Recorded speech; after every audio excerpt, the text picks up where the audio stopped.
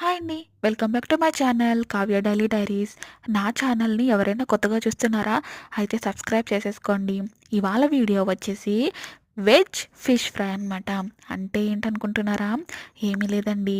అట్టికాయని ఇలాగా ఫ్రై చేసుకొని తింటే చేప ఫ్రైకి ఎక్కడ సరిపోదనమాట. అంత బావుంటుంది.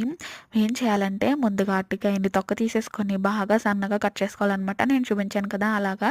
తర్వాత ఉప్పు, పసుపు, కారము, ధనియాల పొడి, గరం మసాలా అన్నీ వేసుకొని కొంచెం ఆయిల్ అయితే వేసుకొని కలుపుకుంటే చాలా కలిసిపోతుందండి.